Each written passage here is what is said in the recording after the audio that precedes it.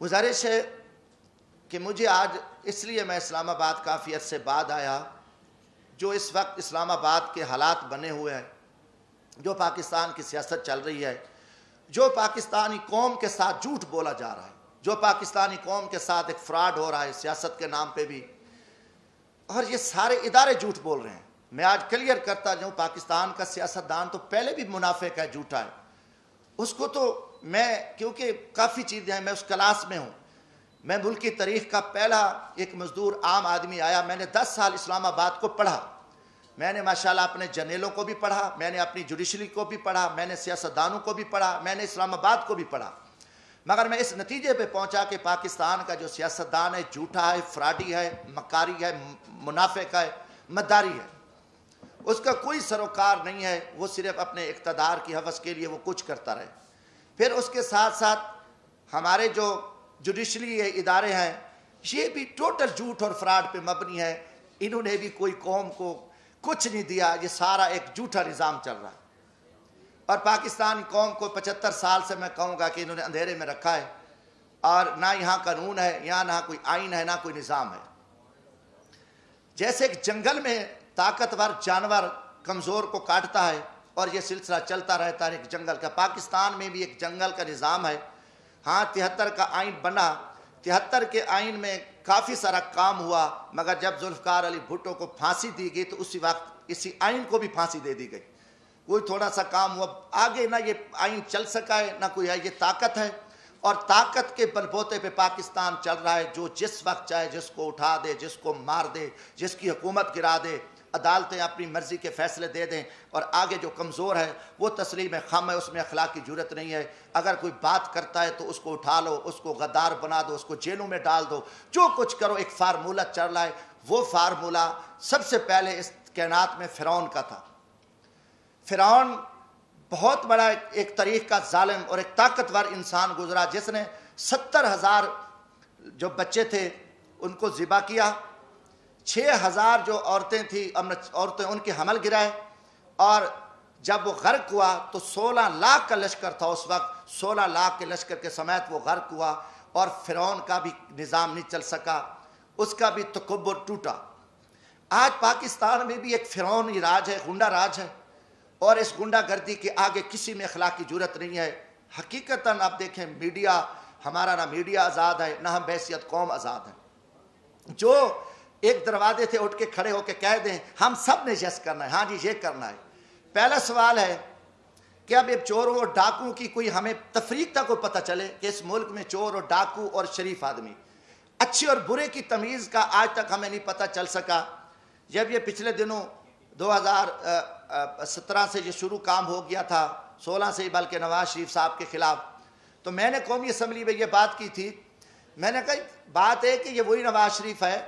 جس کو آپ نے پہلے جنرل پرویز مشرف کا طیارہ گرا رہا تھا، اور ایک بہت بڑا قومی مجرم، بہت بڑا لٹیرا، بہت بڑا ایک دہشت گرد آپ نے بنا کے قوم کے سامنے پیش کیا، اور اس نواز شریف کو آپ نے جیل میں ڈالا، سزائیں دیں، آخر اس کے ساتھ مکمکا کیا، اس کو NRO دیا، اور 10 سال کے لیے وہ چلا گیا۔ 10 سال بعد وہی شخص، وہی دہشت گرد، وہی جو آرمی چیف کا طیارہ گرانے والا، وہ قومی مجرم، وہ آ کے ملک کا وزیر اعظم بنا۔ آپ نے آصف زرداری پہ 7 سال جیل میں رکھا، دنیا کا بدنام زمانہ، دنیا کی کرپشن، دنیا کی لوٹ مار، دنیا کا لٹیرا سرے میل، وہ ساری گینگ، آصف زرداری اتنا بڑا لٹیرا، 7 سال کا مجرم، 7 سال بعد رہا ہوتا ہے، وہ صدر پاکستان بنتا ہے۔ اس کے بعد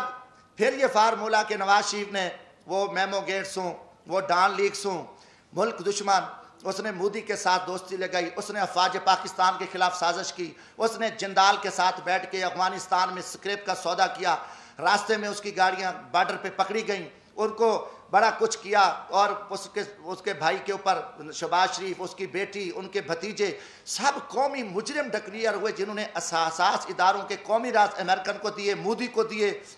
ان کی نواسی کی شادی میں اس نے شرکت کی، اس کو، اور اربوں کا وہ مجرم ہے۔ اب اس کو آپ پکڑ لیتے ہیں، اچانک وہ مجرم، اس کی سپریم کورٹ بیٹھتی ہے، سزائیں ہو جاتی ہیں، نااہل ہو جاتے ہیں، وہ بیمار ہوتا ہے، اس کو ماضی کی طرح بھگا دیتے ہو۔ اب ان کے پورے وزیر مشیر، آپ دیکھیں کہ شہباز شریف ضمانت پہ، وزیر داخلہ جو رانا ثناء اللہ صاحب ہے، اس کو کس نے پکڑا؟ ENF نے، اینٹی نارکوٹیکس نے اس کو فوجیوں نے پکڑا، اس کے اوپر 15 کلو ہیروین کی FIR، وہ ضمانت پہ وہ وزیر داخلہ ہے، یہ سارے پکڑے گئے، مجرم تھے۔ مجرموں کے بعد آپ دیکھیں 3.5 سال بعد یہ سارے مجرم پاک ہو گئے، ساری چیزیں ختم ہو گئیں، اچانک مکمکا ہوتا ہے، اچانک سودے بازی ہوتی ہے، اچانک عدم اعتماد آ جاتا ہے، اور وہ سارے چور لٹیرے جو افواج پاکستان کے خلاف گالیاں دینے والے، قومی راز دینے والے، پاکستان کو لوٹنے والے، وہ گینگز آ کے وہ وزیر اعظم بھی بن جاتا ہے شہباز شریف، اس کی پوری ٹیم بھی آ جاتی ہے، اب نواز شریف بھی پاک ہے۔ یہ قوم کے ساتھ آپ مذاق چھوڑ دو، کم از کم میں پاکستانی ہوں، جمشید دستی کا جینا مرنا یہ ملک ہے، میں مزدور آدمی ہوں، نہ میرے اثاثے ہیں، نہ میری کوئی لوٹ مار ہے، نہ میری کرپشن ہے۔ میں پاکستان کی عزت کے لیے، اس